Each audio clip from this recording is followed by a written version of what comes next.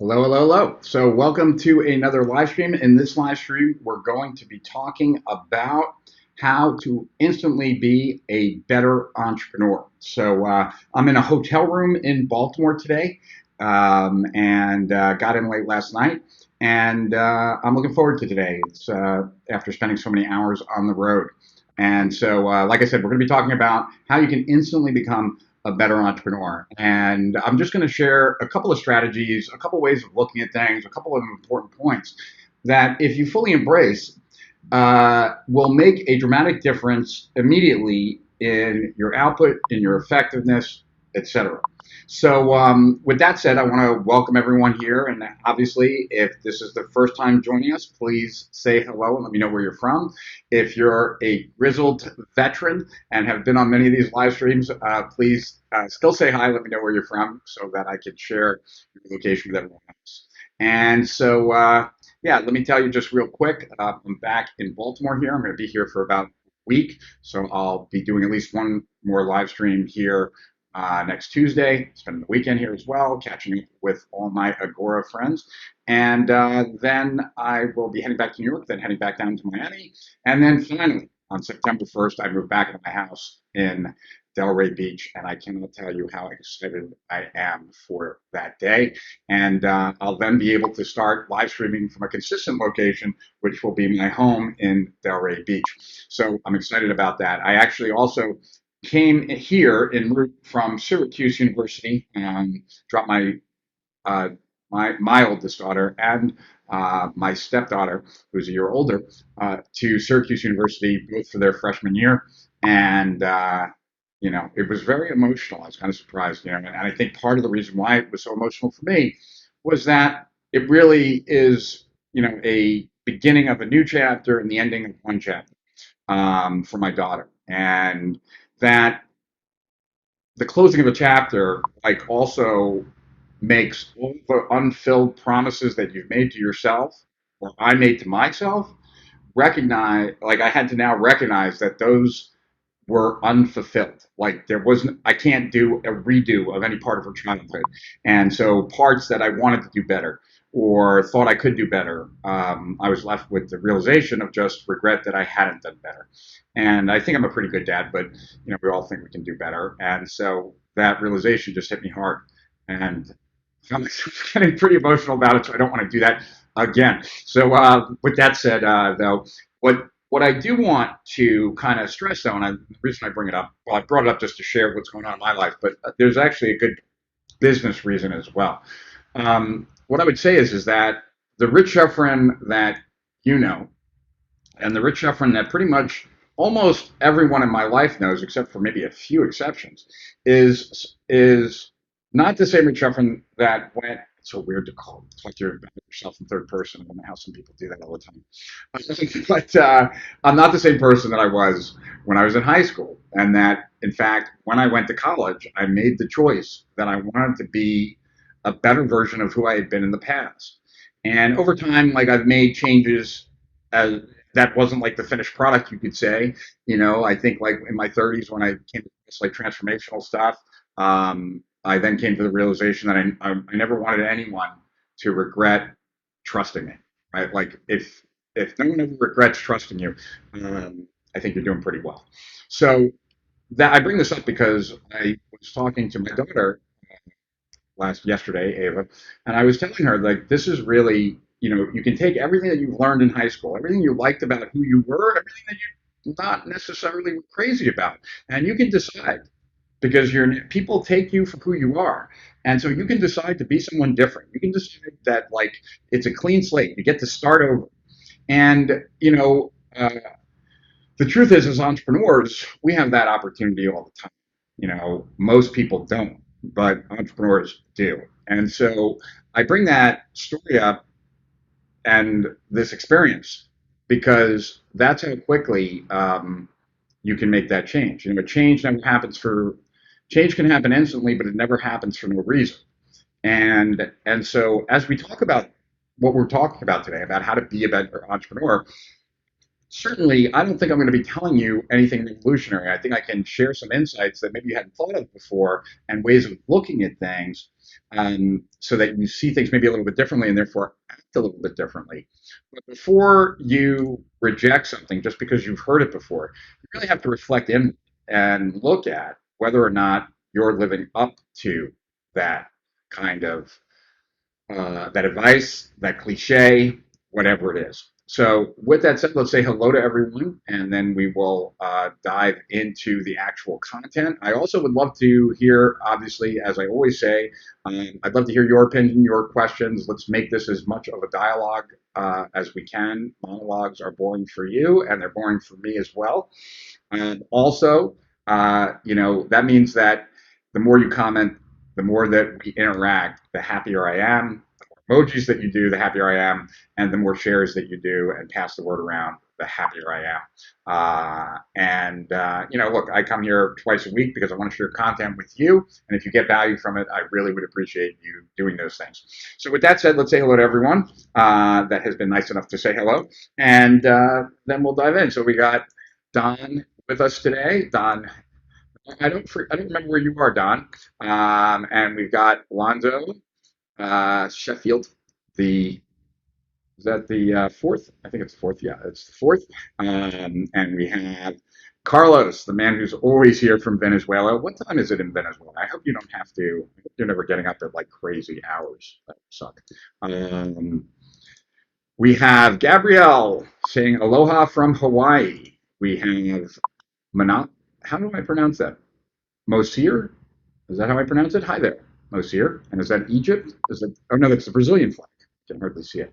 Um, Carlos must have said, "Oh, uh, okay." So thank you for agreeing, Lonzo. Hey, Milos from Serbia, and Jason from Tampa.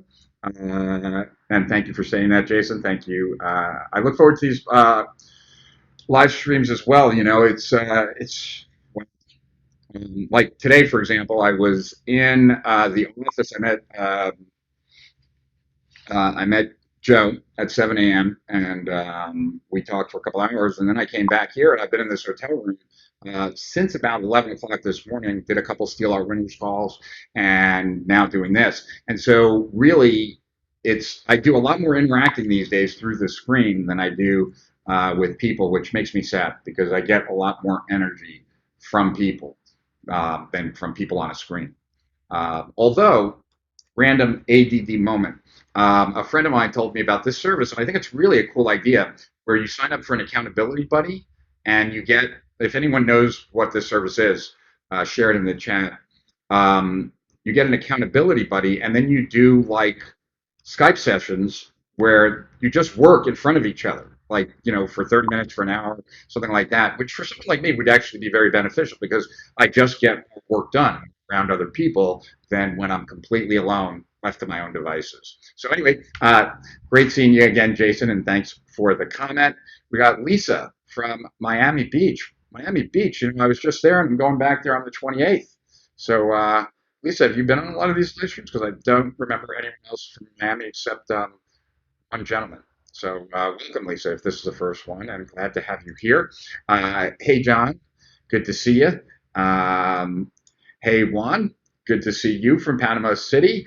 And Kimberly, how's it going? How are you doing, Kimberly? Are you any relation to BF Skinner? Tim Wilson, good to see you as well. Signing in from Eureka Springs, Arkansas. I appreciate you too for being here, man. Yes, Milos, you are certainly a veteran.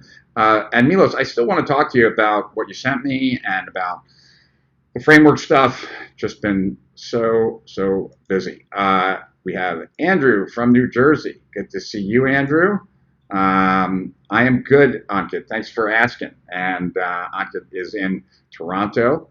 I got upgraded on the car that I rented to a Jaguar SUV. So if you're going to be driving lots of hours, it's nice to be driving in a luxury SUV, so I've got no complaints. Hey, Jason from the Gold Coast, Australia, and hey, Al, good for you to be here, and we're glad you're here too. Luis is from Mexico, as always, and Hugo is in Miami. That's who's the other gentleman in Miami. Hey, any update on the BGS training? I will tomorrow. We are talking about that tomorrow morning from 7 to 11 a.m. And then the rest of the day, I have Steal Our Winners interviews. But yes, so if you ask me on Tuesday, I will have more information finally. And I apologize, Hugo, for not having information for you sooner. Hey, Joe in West Palm Beach, Florida. Good to see you. And Lonzo, good to see you. The second time I've said that today. And Sid from Danube. Oh, thank you. Thank you for the compliment. And we have Don, who is in Columbus, and he is a veteran. He's been on here for a long time and been studying my stuff since 2006. So we're both old. And hey, Gisette, good to see you. And Omar, good to see you, my friend. And Elise, good to see you. John Howard, good to see you. And yeah, and you're welcome for the YouTube videos. Thanks, Sid. And thank you, Gabrielle. Yes, sir. The 4th, right. Live in Dallas. Very cool. It's 6 p.m. there. Oh, okay, so it's the same time. Good to hear that. I would hate it if you were up at 2 o'clock in the morning. We have Edu from Spain, and for him, it's got to be what, like midnight, I think. 1 a.m. Yeah. Okay, where are you? Well, Sid, I think you told me. Love to you too, James Markey. Hey, Aaron from Scottsdale, Arizona. Oh, my pleasure, James. You're welcome for these calls. We've got, what is it, Glastonbury, Connecticut. And Jason from Montana. Very cool. Bozeman. You know where they dance wazzles on the Danube River? The beautiful blue Danube. Oh, cool. I don't know where that is though. All right. So I'm interested. What do you guys think? Well, all right. So we've said hello to everyone. Well, not everyone. Although well, a little lightly attended today. Less than we've had recently. So maybe some more people will be joining us, especially if you pass the word around. And with all that said, we've got another New Yorker here, Kevin Mullaney. Yo, what's up, Kevin? And yeah, so let's get to it. The first and foremost, what's interesting to me, and I'd love it to know about it for you guys, but I don't think that there are that many people that really even have a good definition of it. And it's not really my place to give you the definition. However, what I can tell you is that as an entrepreneur, you are certainly in the business of creating value. That value is either through sourcing, through creation, through networking, but there's some form of value that you have to create that you're responsible for in the world that you create a business to deliver, right? So if you're not clear, like if you don't have a good definition of what an entrepreneur is, then you got to come up with your own definition of that. And there's this program that I listened to years ago. It's called 48 Ways of Wisdom by Rabbi Noah Weinberg, I think is what the guy's name was. He teaches the students in Israel. And one of the points of the 48, and it was a great course or lectures or whatever you want to call it, was the importance of knowing your definitions, right? What's the difference between being pig-headed, stubborn, or committed, right? Like, what are those differences? What's the difference between brainwashing, persuasion, manipulation, and selling? If you're not clear about the word choices that you use to others or to yourself, then you also are operating from a lack of clarity. Now, those of you who I've coached know that being clear to me is essential. You pay a price for a lack of clarity in anything. And so being clear about the words that you are using and what they mean to you, believe it or not, is rather critical. What is happiness to you? What is success to you? I can't tell you what success is to you. I can tell you what success is to me and what happiness is to me, but I can't do that for you. And believe it or not, it's the same with entrepreneur, because you have to act and think like an entrepreneur if you want to be an entrepreneur. So what does an entrepreneur mean to you? Because in order to be a better entrepreneur, right, you have to first have a definition of what being an entrepreneur is. So for you specifically, as you listen to me, I would strongly recommend that as you think of what is an entrepreneur and what does it mean to be a better entrepreneur.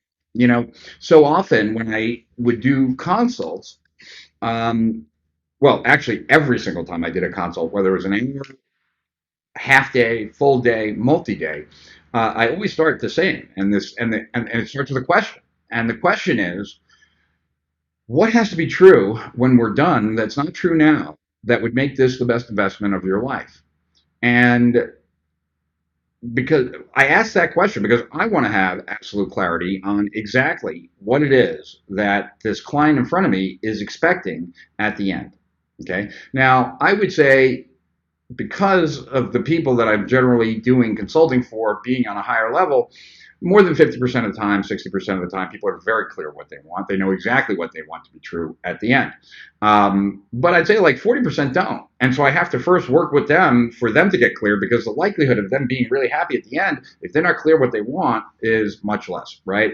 And then in addition to that, that allows me, once I know it, to make sure that every conversation that we're having over this period of time, whether it's an hour, half day, full day, multi-day, is advancing towards that outcome, because at the end of the day, that's how I'm going to be judged, based on that outcome.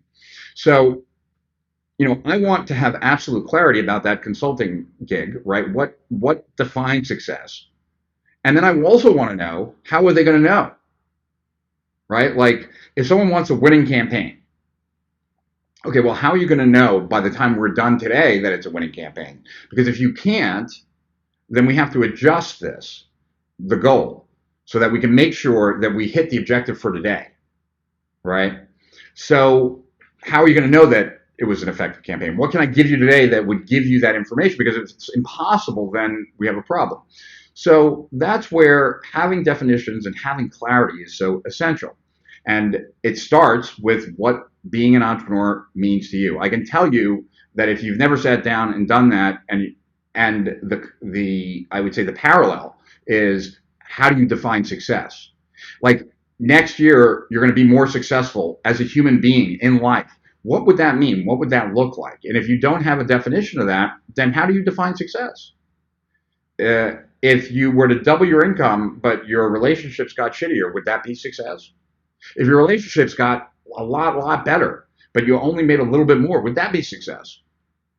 You have to make these kinds of decisions because they guide your actions. So what I would say is, first understand what being an entrepreneur is. And I go into that quite a bit in BGS, like how I see an entrepreneur. Um, I'm not going to make this live stream just that, and I don't want to discredit that kind of information from a standpoint that, in order for me to really kind of give you my perspective of what entrepreneurship is, it would take this entire live stream, and it would be pulling content kind of like directly out of BGS, which is not something that I'm too keen on. So let me, though, tell you some obvious ones, at least to me, that are not personal, that are not like how specifically I see the world, right? So we're starting with, in order to be an entrepreneur, you must, you need, you should, right? Act like an entrepreneur and think like an entrepreneur. So what does that mean? Well, for one, it means taking ownership. It means that you have to realize, kind of like the plaque or whatever it is at the Oval Office that says the buck stops here. The buck really stops with you, that you own every problem. In fact, one of the ways that I evaluate someone on my team, someone working for me, even a partner, etc., but anybody that I'm involved with in a work environment. one of the criteria is for me, if they're below me, and I don't mean below me like as a person, I mean in the structure of the business. If they're below me, like then one of the criteria for me is that in that I can forget about whatever it is we talked about. In other words, like if I sit down with my assistant and I say, here are 5 things that have to get done this week, um, that we must get done, or here, like if I don't hear anything more about it, I assume it was done. In other words, when like I'm transferring the responsibility from me to them, right? And I don't have to ask about it ever again. And that if there's a challenge, it will be told to me. Because if I have to keep other people's stuff in my bandwidth, it's going to slow me down. And I'm also not good with details. So getting details off of my plate as quickly as possible to the right person means a lot to me, right? So this, though, is one step kind of above that from a standpoint that at the end of the day, you got to take ownership of everything, right? Now, the goal is to transfer that ownership to other people on your team and really not just the task, but ownership of the task. And therefore, it gives you the ability to completely take it off your mind and know that it will be back on your mind only if there's a problem. So that's with staff, but it's even more so as the entrepreneur that you have to take ownership. At the end of the day, the buck stops with you. So are you relentless? Are you willing to do whatever it takes when you've committed to something? When your customers are relying on you, when your clients are relying on you, are you relentless? Are you willing to do whatever it takes? And what's interesting to me is like many a times, I've had conversations with Jay Abraham when we were working on a project or something that wasn't going easy at first, and we had to work at it multiple times until we could crack that nut and get a winner. And Jay would say to me oftentimes, like, "I bet you nobody believes that we have to work this hard. That they think just for us it's really easy, but that if they would just work, if clients would work as hard as we work for our own stuff, like they would be a lot more successful." And I agree with that. Um, the Most people want to aspire luck to others that have success, right? And if they have a failure, we ascribe it to their personality. That keeps us safe mentally, right? Because if your success came from luck, then I can get lucky. And if your bad stuff didn't come from bad luck, then I don't have to worry about bad luck. It's a function of you. It's called the fundamental attribution. Nonetheless, we have to have clarity, we have to be realistic, and we have to take ownership. And we have to be willing to do whatever it takes to get the outcome that we're committed to. Okay, so that's first and foremost. I'm going to check in with the comments here real quick. We've got Ron Williams from Champaign, Illinois. Glad that you joined us, Ron. Glad to see you're here. Our vocabulary defines our creations, period. Defines how we think. Yes, exactly. So good point, Sid. What my definition of success for the day. Gold, simple, and I didn't do it. Silly. So this will become the question of the first moment of the day and written. Okay, cool, Sid. And so what I would say, because it's not in the little bit of notes that I created before we started today, another thing is to kind of, and this is not like necessarily something I was planning on covering today, but I think it's important to cover today.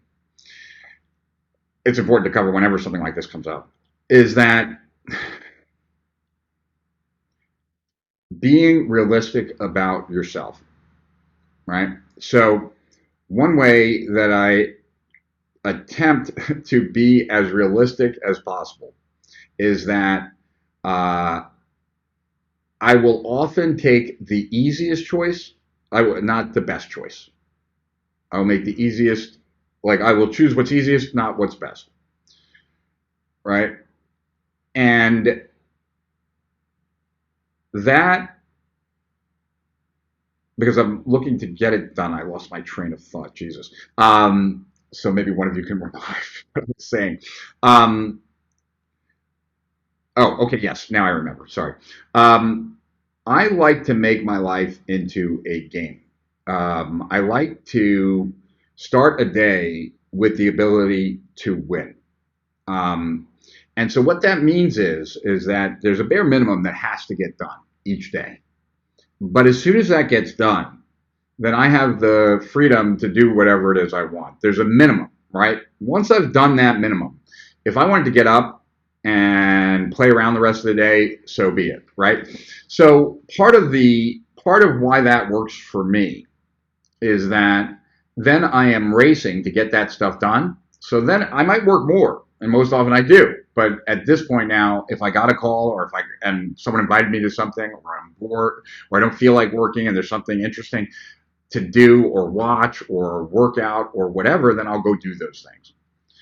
Um, so I like to kind of try to get the important work done early so that the rest of the day is more mine, right? And I believe, Sid, that that might help you. Thanks, Troy, for sharing it in your group, Live Event Marketers. And Lonzo, this is so good. Personal development is essential. From a business standpoint, the book, The Road Less Stupid by Keith Cunningham, is great for thinking. Yeah, I'm going to talk about that because I'm also a huge fan of journal writing and have been doing it for 30 years or close to it. That's an exaggeration. 25 years. But been a long time. And yeah, my journal is the best place for my thinking. And actually, for those of you who are not aware, let me just throw this up on the screen real quick. For those of you who aren't aware, in the Facebook group that is free to join, right there, we have a report that I wrote. I don't remember how many pages it is. It's pretty dense. But it's a report on how to think correctly in your business. And it's called The Hidden Obstacles to Success. It was a founder's report. So it's a $97 report. And it's free in, so the mirrored thing always screws me up. It's free in our Facebook group. So if you join our Facebook group, which is free to join, you also get that $97 report that a lot of people say is the best report I've ever written. It's the only report I've ever written that is self-help beat, you could say. So that's the group, Strategic Profits. And if you'd like to get that report that many say is my best one, very similar in essence, in certain ways I think it's better, but nonetheless, of The Road Less Stupid, which is a great book. And so good recommendation there. Okay, let's see. Thank you for the gold Lewis of insight. Read the what definition of success today. Could you elaborate on gamification? And if it's relevant, would you mind sharing your morning routine? Well, right now, what I would say, Lonzo, is that my life's been kind of a mess, right? That's part of the reason why I had, part of the reason why I did the live stream last week with Ryan Bello, or Ballo. I got to ask him which is the right way to pronounce that. But was that he had helped me because in my part of the isolation and all that's been getting to me, being unstable, like not having my main place to just be and going from place to place has been kind of difficult. So my morning routine is less than optimal. However, the gamification thing is kind of interesting. And if I can find a presentation I gave on this years ago, I'd love to show it to you. So let's see. As we're talking here, I'm going to think of something to talk to you about. Well, let me tell you what I'm looking for. How about that? So what I'm looking for right now is something that I did, God knows how long ago. I think like over a decade ago, and it was how I gamified my my schedule. And so I want to show it to you if I can find it, which I think I should be able to. And if I can, I think you'll dig it. Let's see here. I'd be lying to you, though, if I said I was using this right now, although I should get back to this. All right, so let's see here. BGS. It was, let's see. All right, now. All right, let's see, completed. And then our seminars. Okay, I think it's in our seminars. I know this is like dead time and this is really bad to do. I think, did I do it in GPS? No, I did it in BGS. Let me do this. Oh, wait, here, video launch. This might be it. Oh, execution. I think I just found it. Sorry for that dead time. All right, so let me actually, yeah, I'm going to I'm going to take you through this little slideshow, and we'll see what develops from it. Let's see here. I need to first go here, and then all right. Let's get rid of these. I just have to create a new. Let's see. God, thanks for being patient, guys. One day I will have a. There we go. I'll have a producer, but right now I do not. All right. Back to Ecamm for a second. I got to hide all these things. Okay. Hide all utility windows. There we go. All right. So right now you're probably looking at a corner of the screen, I would assume. Let's see if I put this on here. What do you see? You see a quarter. That's good. Right. Why is this so small? Let's see. Let's get this here. All right. Damn it. All right. Let's see if I can get this there.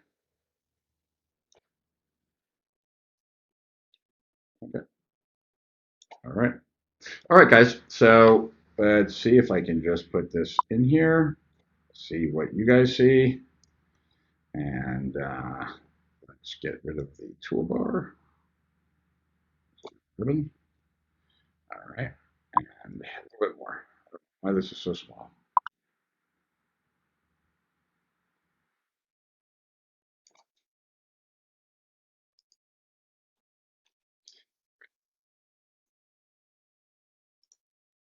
What the hell is going on here?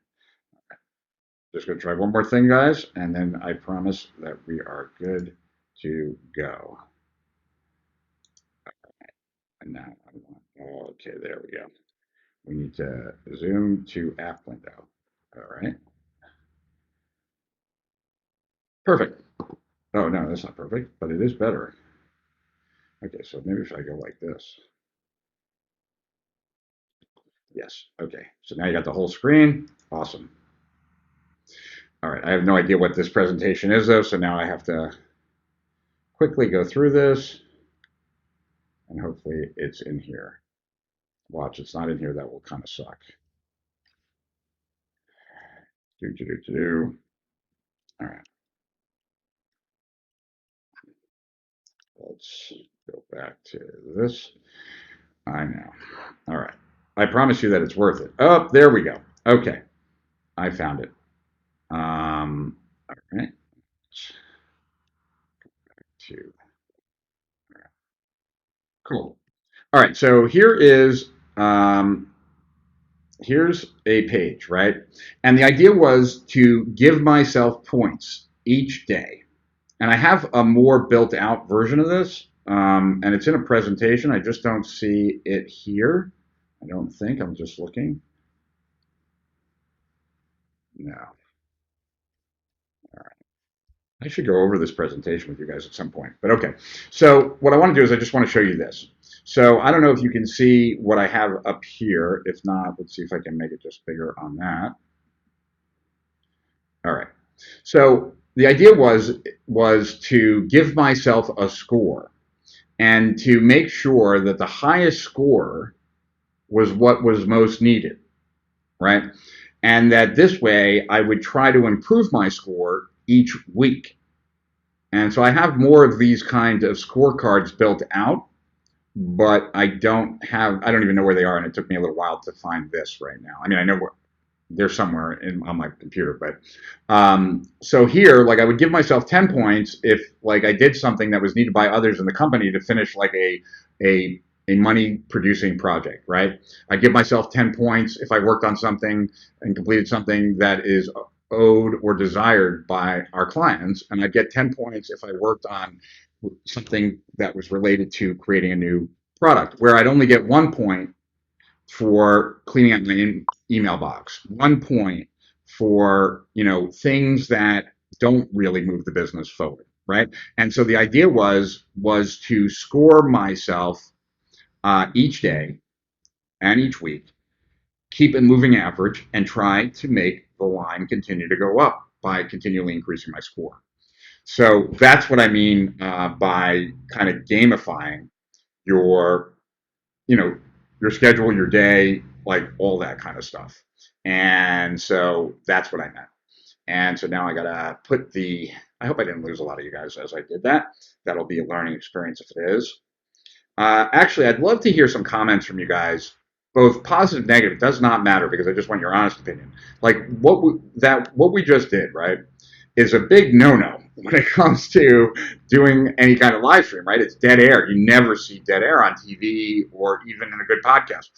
Unfortunately, to give you stuff like that, which just comes up in a conversation, the only way to do that is either ignore it, not tell you, not share, or sometimes have a minute or two of dead air while I search it. I would assume that most of you would like me to search it, but some of you might not think that you don't want me to. And I'd love to know either way, and I'm not going to attack you if you don't want. It's interesting to know because I want to make these as engaging as possible. So, okay. So anyways, but hopefully that answers that. As far as what Lonzo said, as far as can I elaborate on gamification? That's what I mean. It's turning the choices that I need to make and give myself that more points for better choices, or less points for worse options. And if you stick to it, it would make a difference. There are so many things like that, that if we stick to it, it would make a difference. I don't know if most of you know this research, but I know this research because of the hypnosis business, because I studied a lot with weight loss and things like that, because we had so many clients in that area. If you make a commitment that you will write down everything that you eat, and you'll write it down like right before you eat it, what consistently shows up when someone does that is they lose weight, even without any attempt to lose weight, because writing it down, one, makes it more conscious. Two, there will be some times where you are, well, if you're like me, so I don't want to make this dispersion against you, but there are times when I would be lazy enough that I was hungry, I felt like eating, but I didn't feel like writing it down, and that's the rule. So I didn't eat because, like, I'm lying on the couch and I don't feel like getting I don't want to, so screw it, I just want to eat. So people who write down what they eat and do it in real time always eat less, and therefore they lose weight. And it's kind of the same with, like, when you're keeping accurate track, and then even that alone improves performance. But then if you turn it into a game and you really get serious about it, it can make a huge difference. So hopefully, Lonzo, that helps. Gabriel wants to know what the name of that free report is. It's called The Hidden Obstacles to Success. He gave you the... Yep, that is the link. But Gabrielle, if you're not a member of the group, please join. You might not be able to get it unless you join. Etienne, man, good to see you. Long time no see. All the videos should be on my Facebook fan page. And the problem with that, though, is that you got to listen to them at regular speed. We haven't put all of them up on YouTube, but I am putting I'm putting each one up now on YouTube. The benefit of watching it on YouTube is that you can watch it at double speed. So there's a benefit there. And that's why some people have asked me to post it to YouTube as well. And so we've been doing that. But good to see you, man. I haven't spoken to you in like over a long, long time. All right. Let's see. Dead air is part of my charm. Thanks, Milos. Late to the party. Hey there, Rich. Saw you post on IG with your daughter. So cute. Good luck to her. Thanks, man. That's daughter number one. And now I get the next 2 years with daughter number two before she heads off to school. And she wants to go to Syracuse too, which is kind of funny. Cool. Dead air's okay. I like it. It's authentic. It's the power of the fly on the wall experience, man. Cool. Thanks, Juan. I prefer you take the time to share it. Cool. Thanks, Don. Great example of your authenticity. Thanks, Gabrielle. Search it. Cool. I'm glad I did then. I'm okay with that. No biggie. How to motivate yourself to keep score? Scored the previous day. Let's see. When awaking or at night. No, in real time you're scoring. Like, you're looking at what your score is currently. I thought about, I mean, like I said, that presentation was 2008, so it was like 12 years ago. I've always thought that would be a really cool app. And I don't know how many of you are familiar with like weighted uh, like a trailing average. But I found that when monitoring anything that I'm consistently trying to improve performance of, more on the personal side than anything else, I like to use like a 7 day moving average. So let's say I'm trying to lose weight. Like in any given day, like my weight might drop 2 pounds, and then the next day I gain a pound, and now I'm still a pound less, but I gained a pound, right? The next day maybe it's not like an even just slope down. And so what a 7 day moving average does is it takes the spikes out, and you should just see a line going down, right? If you're trying to lose weight. So, but it's real time in the moment, and then stepping back, looking at a trailing average so that I can get a sense of whether or not I'm heading in the right direction or not. It's one of the reasons why I'm a big fan, just as an aside, of the Enneagram as a personality test, because it's one of the few personality tests that I've ever come across. Not that I'm an expert on personality tests, but I've taken a lot, that tells you, like, if you're doing X, Y, and Z, then you are moving away from your best. These are behaviors that are having you get worse and worse. If you're doing, you know, A, B, and C, this is when you're at your best, right? So you can look at what your current behaviors are and get a better sense of where you're at based on your personality profile, which I always found very valuable. So yeah, I do it real time. It has to be real time. After or before, you could set like a goal of what score you want to hit. But the goal would be, even then, like when you're creating your scorecard, what you'd want to do is give yourself the maximum points for the stuff that you most often don't do, right? And like back to, I just want to go back for a second, because I read this book a long time ago, and it always stuck with me. It was a book written by Sherry Huber, and I don't remember if it was "I Don't Want to, You Can't Make Me," or it was one of these kind of books. But what I really liked about the book, and this is I'm looking for that comment. Uh, okay, so when Sid said, right, like, uh, he didn't do what was his definition of success for the day, right? This book by Sherry Huber, it's told as a parable, and I don't remember anything about the parable, but I do remember that this part of this parable was that one person was going to this guru yogi for help with daily meditation, and that currently he wants to meditate, get into a routine, but he isn't meditating, right? And so the guru is like, well, how do you do not meditation, right? It's not that you're not doing it. How do you not do it, right? Like, what do you do instead? Like, how? Explain to me the practice of not doing meditation. The thought of meditation occurs, and then what occurs, right? This is the process of how you don't meditate. In order to change, right, you got to know what you do, and so to meditate daily, you first have to understand, how do you not meditate daily. Let me know if that makes sense. It did when I read the book, but this was a long, long time ago. But it was such an interesting question, because it really is, right? It's like, it's Lonzo, like, no, Sid, like, how do you not do it?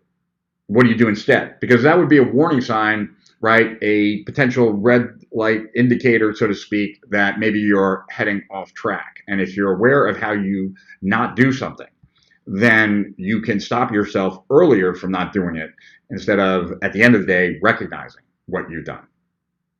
Hopefully that makes sense. All right. So let's see. Where are we now? Okay. I believe we all appreciate the great value we get from the conversations, Rich. It doesn't really matter at the dead time at all. Well, thanks, man. I don't know if that gets reflected at YouTube for people who find me cold, but it is good to know that it's okay here. Cool. Thank you. Okay, so it seems like everybody is happy that I wait, so I don't have to keep throwing these up. But thanks, Leon, and thanks, Tim and Elise. for saying that. And then Sid said the Simpleology system that Mark Joyner created has a part of his system that does that point system for whatever you want. Very useful indeed. Yeah, and Mark is a very, very smart guy. One of the gurus that was online before I ever got online. So yeah, very smart guy. Definitely one of the OGs. Hey, Christopher Vogelman, Rich at 3 speed. Hey, Mia, you're in Baltimore? I'm in Baltimore. Well, I'm not in Baltimore today. I'm actually in Hunts Valley, but close enough, right? Video speed controller extension in Chrome allows you to adjust the speed of videos in Facebook.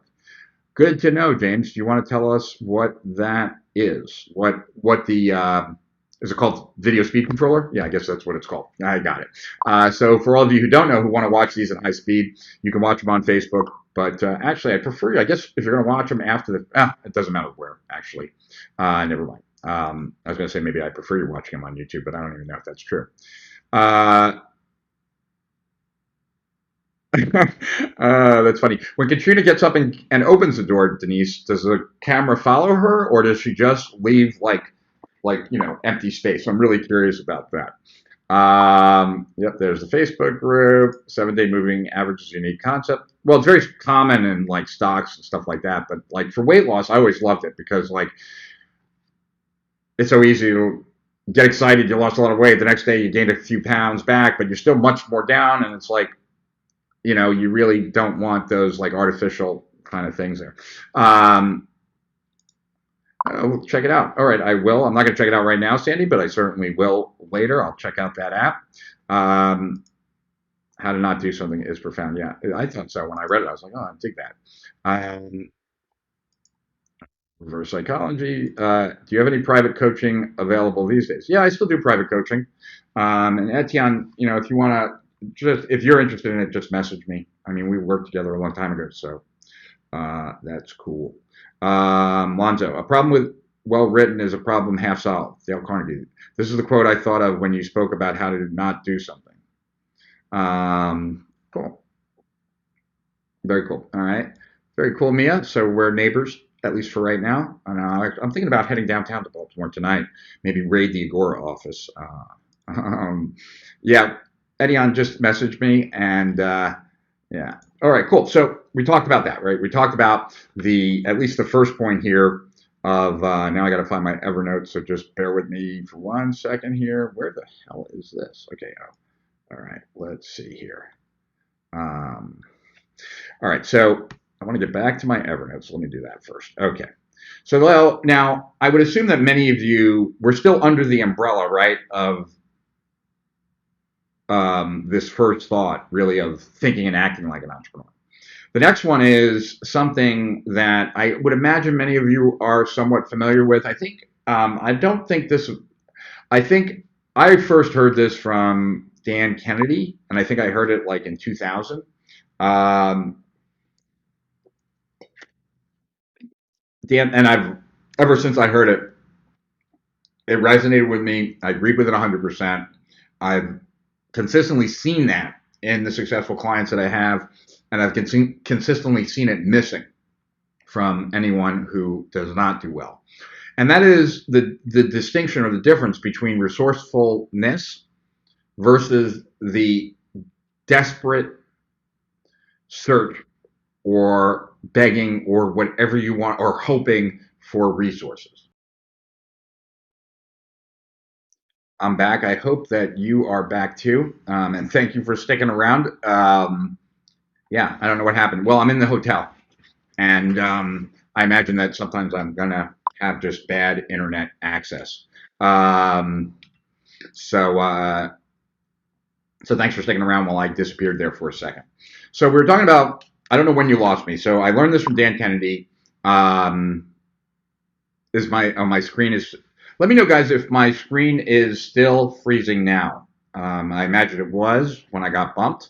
But let me know if you're getting me all broken up, and is it good enough? Because if it's like, then I can always make sure that the next one I do on Tuesday, I do it in a different location.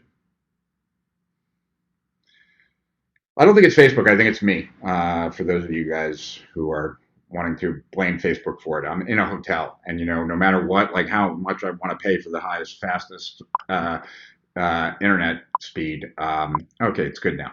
Awesome.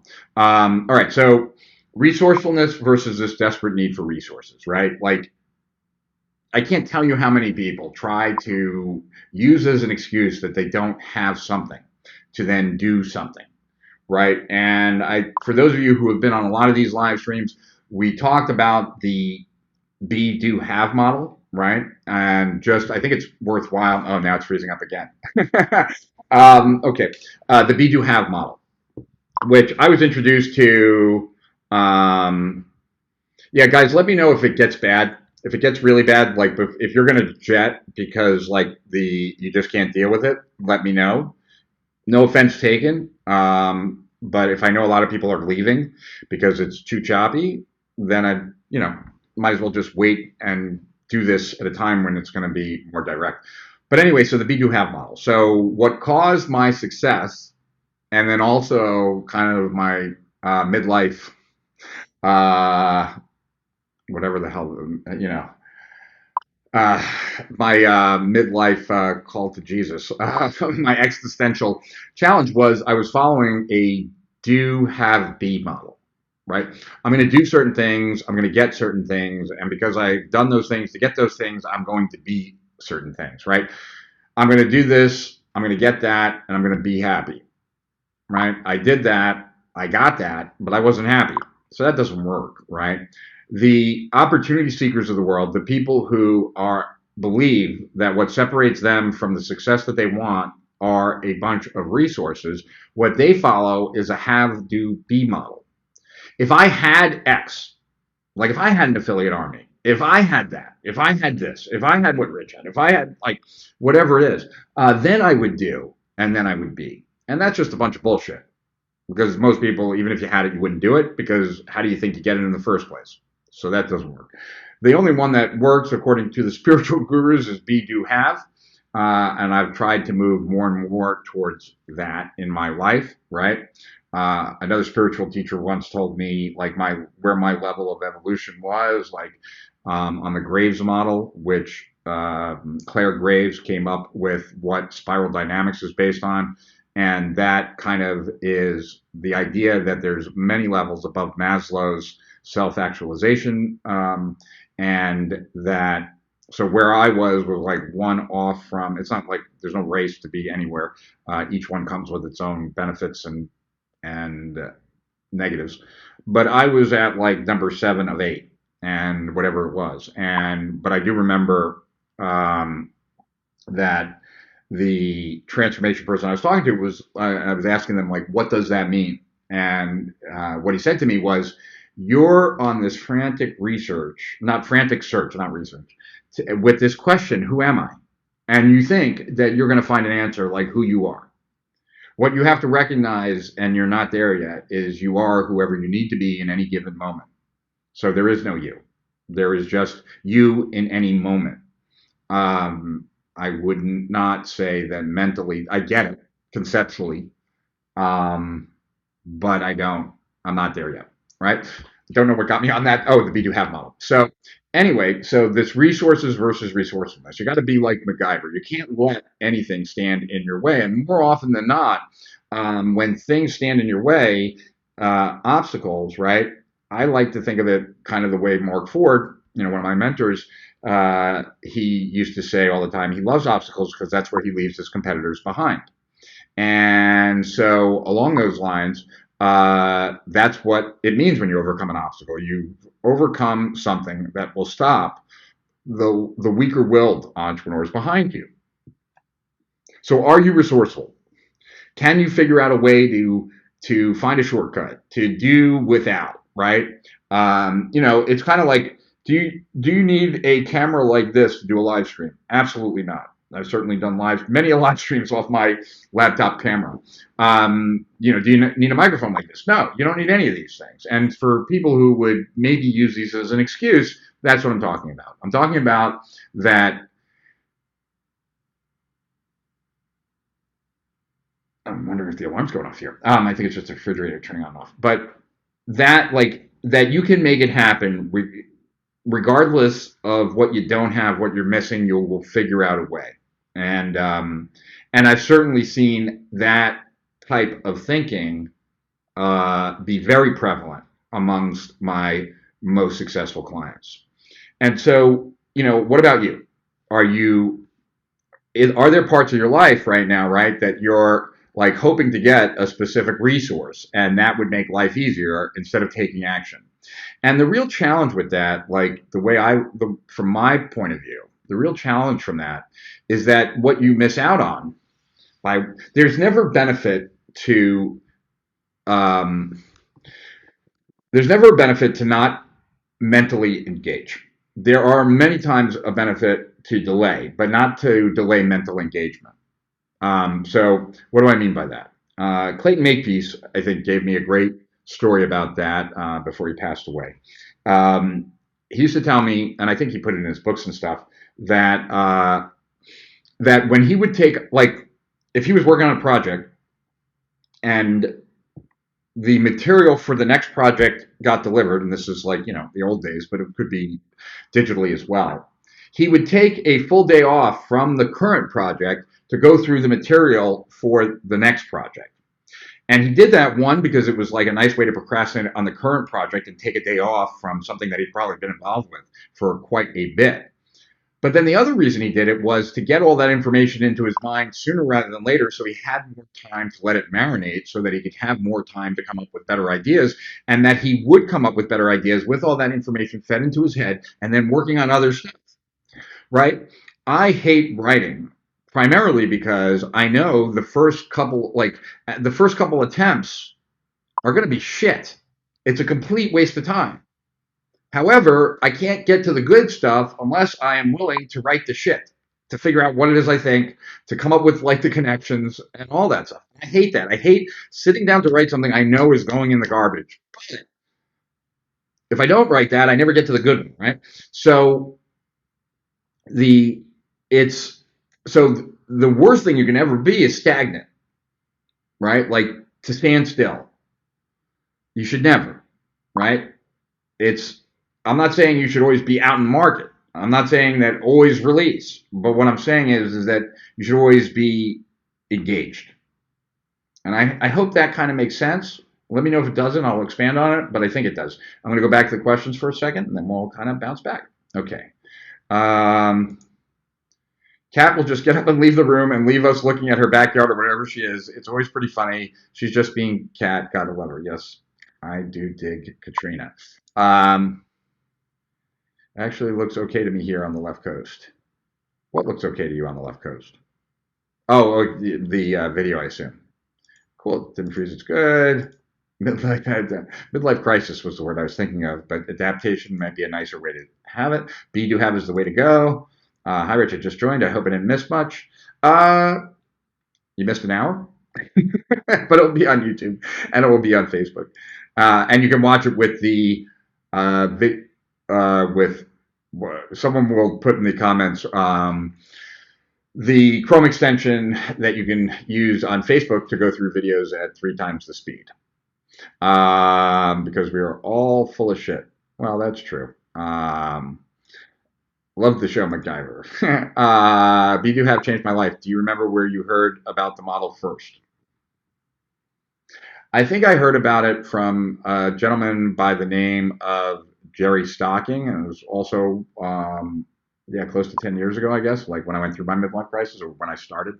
And so it was, and it was explained to me that way, that it was not the have do be. That was my spin, right? But that I was following a do have be, and that always ends with where I was, which was a relentless pursuit to achieve certain things with the belief that once I achieved those things, like everything else would be wonderful. And then when I achieved those things and it wasn't, now it's like, well, so this is it? Like, this is how I'm going to feel for the rest of my life? Like, or do I need to lie to myself and think that it's going to always be better? And then when I get there, 2 weeks later, it's no better because the hedonic treadmill kind of takes effect. So that's where I heard it first. I wish I would have heard it earlier. And to be honest with you, like I know, I get it, I understand it, I can teach it, right? I'm still kind of getting myself there, right? And it's been a slow process for me. And I think I shared this before, but like, you know, I still default, right? Like, how can you tell, right? Like, how can I say to you, and then I'm not talking to you, Milos, specifically, I'm just talking about in general to everyone, like, what makes me say that I still have some work to do in this arena, right? Well, I know I still have work to do in this arena because I still default to doing a, for others because I don't necessarily default to that my presence, who I am, etc., is valuable in and of itself. In fact, I had a very hard time even understanding that concept when it was first introduced to me. And the only reason I was able to understand it was because of Todd Brown, because Todd's, one of my closest friends, and I love his presence. I am happy by him being present. He doesn't have to do anything. And so just because I had that relationship with Todd, I could at least appreciate and understand conceptually, right? That you can be someone, be, and in and of itself, that being is is valuable and worthy of connection, right? So whereas I like when I'm meeting someone, I'm always trying to like figure out how to do something for them, not intentionally, not manipulatively. It's like a default because like I judge my value based on my output, not or what I do, not on who I am. Right? It's not healthy, and it's something like I said that I'm working on. But it's the underlying cause of perfectionism, right? That you don't your value comes from what you do. So what you do has to be great if you want to be great, right? And that's a really not great way of thinking about it. It leads to perfectionism. So anyway, this was a tangent. Hopefully it was valuable. But this, so what I would say, so I'm back. Sorry about that, guys. Yeah, it sucks to get bad bandwidth sucks. So I'm going to see what I can do about this next time. Yep, Clayton was great. Yep, you're getting them too. Yeah, it's this hotel. Um, that type of thinking, knowing that if you decide to do what you need, is one of the great gifts of being a stage performer. I am dramatic soprano and opera and jazz and traditional Celtic singer and other guises. You do it, period. What you need always shows up from within yourself if you're truly present. And even if it doesn't show up, you're still better off for doing, right? Um, yes, I'm in the same boat, Herman. I hate to write, but love to have written. Thanks, Juan. There are many times in life you just got to do it. That's the truth of the matter. Uh, how do you improve the decision making process to make better decisions? Okay. Well, we've been talking a lot about that. Not today, Paul, but we've certainly been talking a lot about that. Um, you know, there are really kind of two ways of looking at it, and there are two paths. I have my beliefs about which path might be better, and I'm trying to figure out if I can develop a third path, right? But to answer your question about decision making, making better decisions, okay? So when it comes to the financial world, right? Trading stocks, bonds, things like that. The whole idea of mental models came out of, well, I don't think it came out of Warren, Charlie Munger's concept of a lattice work of mental models, him and Buffett, et cetera, right? But what those mental models were was to guard against um, heuristics that lead to mistakes, right? That there are these cognitive biases that we all have, and in the field of investments where everything is real time feedback, and you're making decisions kind of in a vacuum from a standpoint, not in a vacuum, but you're making decisions that are you're not inside, so you're not like attached to a company. So now you're outside the company. You're making a decision to invest in the company or not. Um, you could be subject to a bunch of biases, and those biases can be stamped out through mental models so that you make sure that you're not jumping faster because you perceive scarcity or social proof or these kinds of things. And so that's the investment heuristic mental model kind of thought, right? That's one field to getting better thinking. Another way is all the way on the other side by Gary Klein, which talks about how expertise is really built up heuristics of how to make quick decisions um, intuitively, but intuitively based on everything you've been exposed to, right? That's what true expertise is. It's, why a doctor can potentially diagnose you very fast versus me. If I was going over a textbook, I'd have to look at everything and look it up because I don't even know those things. I can't make those distinctions. I don't have that experience. I can't default to it. So those are kind of like two bookends, right? Now, so to answer your question on a global basis, it's one of those two paths. Either you are going to expose yourself to lots of scenarios, that would be this one, and build the heuristics that default to expertise, or you're going to study a lot of mental maps, which might not improve your performance as an entrepreneur. It does expose you to different lines of things, so it'll help you from that standpoint, but might not make you into a better decision maker. When I've made important decisions, what I've often done is set myself up like a matrix, like, a spreadsheet. And I would think about the criteria that was most important to me at that time. And what do I mean by that? Let's say I've got like 10 ideas for products, and I need money tomorrow, or I need money in the next month. And I got these 10 different projects. Well, I might like to rank these projects on multiple variables first before making my decision, and maybe even weight certain aspects more than others. Okay? So what would those factors be?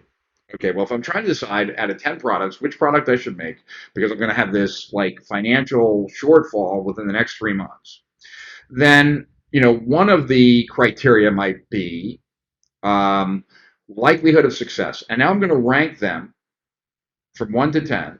And if I'm going to do any kind of weighted average, I'm actually going to make 10 the best and 1 the worst. But if I'm not doing a weighted average, I'll do it the other way. But let's just say that 10's the best, 1's the worst. If I'm doing 10, and if I'm doing 5, then 5's the best, 1's the worst. And so I would rank them in order.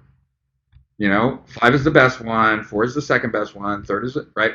And so the one that got the most points when it comes to likelihood of success is the one that's number 5 there, right? Then the next one might be upside potential. So one of them has the possibility of making more than another one, and another one is potentially making more. So once again, ranking those.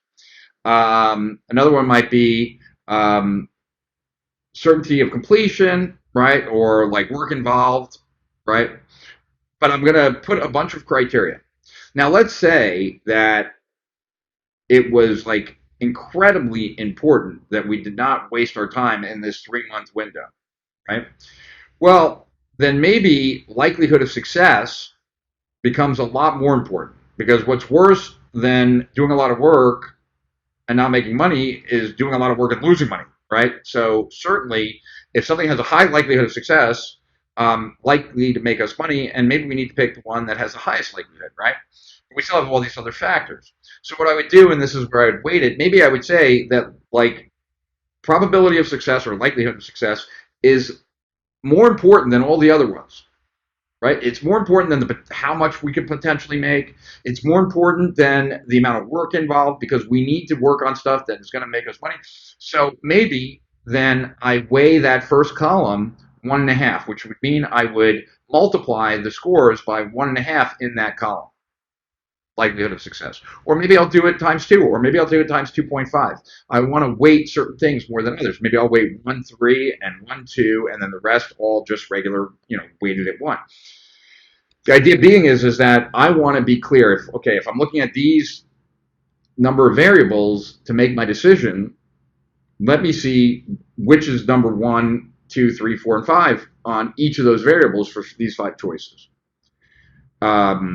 I don't do that every time, obviously. I only do that when it's extremely important. But it is a good way to force yourself to kind of go through your options and determine, based on what's important to you, what the best path is. So I hope that helps you, Paul.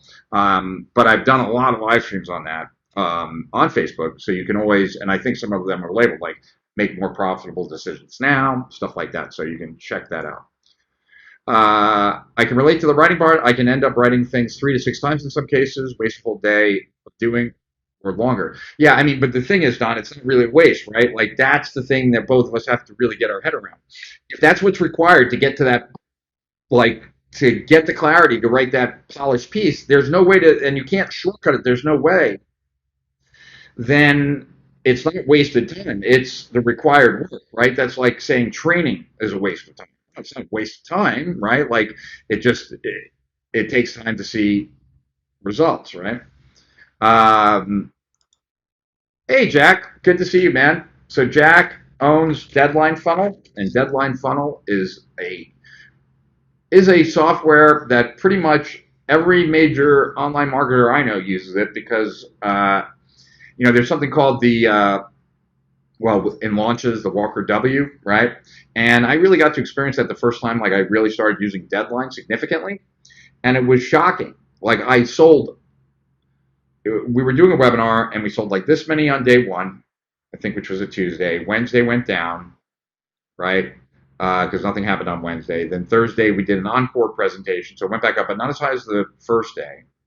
Then on Friday we introduced the deadline of Monday, and we had a little bit of a bump.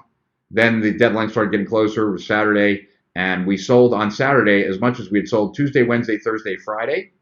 Then on Sunday, we sold as much as we had sold Tuesday, Wednesday, Thursday, Friday, Saturday. Each day we were doubling sales. And then Monday, we didn't take it down until noon. We sold double just up until noon that we had sold Tuesday, Wednesday, Thursday, Friday, Saturday, Sunday. Why? Because deadlines drive action. And when I did a Q&A call to that group, like a week later, and I told them about the W, right? So it was sales down, and then all the way up. Many of the people raised their hands and said, I bought because of the scarcity, because of the deadline. I was afraid I wasn't going to be able to have a chance to get access to it again at that price, and so I bought. And one after another said that. Well, if you want to have that in your business, Jack Bourne is the guy. So Jack, happy to see you here, man. And I first met Jack when he worked with Perry Marshall over a decade ago. Just be the best baby Buddha you can be. uh, yes. Thanks, Sid. I missed the start, but would you relate to fail fast concepts so that you get to see success faster? I think you have to increase your tolerance of pain in order to stay the course. We were wired to avoid pain at all costs. Yes. I don't like to think of it, though, as fail. And I think word choices are important. So fail fast to me is always kind of like, I don't know, it just didn't feel right. Conceptually, it feels completely right. I just don't like the words. So I've often thought about like do it wrong fast to figure out what's right. Because it's not really failure, especially if it's a step in the process. So do something fast, get feedback from the market, then make your decision. In fact, I was talking to Kim last night about our apartment in Manhattan and what the best thing to do is right now as far as like, should we rent it? Should we sell it? Like, what do we want to do with it? And I was like, if we can get some feedback, like if we could run an ad for a day just to see like what price would we have to have it at so that we could be getting inquiries, then we would have some idea of like what the market really is, right? So that's not a fail fast, but it's kind of the same thing. It's like feedback is essential, right? And the faster we can get feedback to guide our actions, the better off we are. Hence, it's better to publish in public, right? And to do it wrong quickly is I like better than fail fast, but same. I just don't like the word fail. I think it's not the best word. All right, so we talked about taking ownership, being relentless. We talked about being resourceful and versus being on this desperate pursuit of the right resources. And recognizing that with yourself, a laptop, and a Wi-Fi connection, the world can be your oyster. That's all you really need. All I really need is my laptop and a connection to the internet. And that's all I really need to grow a business online. The next one, move from being a consumer to a producer. This is difficult depending on what your habit patterns are. A lot of people, especially during, how has the coronavirus been for you? If this has been a time where you've gotten more work done than ever before, you've been more prolific than ever before, then you're already in that maker mode. But if you've watched more television than ever before, more movies than ever before, more YouTube than ever before, then you have moved more into a consumer than a producer. Anytime that you can default to producing as opposed to consuming, and I say this even though, like, you're my target market and I'd love you to consume my stuff, you don't make money when you're consuming. You make money when you're producing. You don't build self-confidence and self-esteem by consuming. You build self-esteem and self-respect by producing. So anytime you're inputting, you're consuming. Anytime you're outputting, you're producing.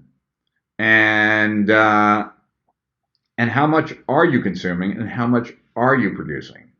There are people who are out there doing things, the producers of the world, and then the consumers of the world are the people that passively watch it. So if you're watching, just to pick a name like Glenn Beck, he read James Altucher's essay the other day, which I thought was great. James Altucher's gotten a tremendous amount of play from an essay he wrote about why New York is dead.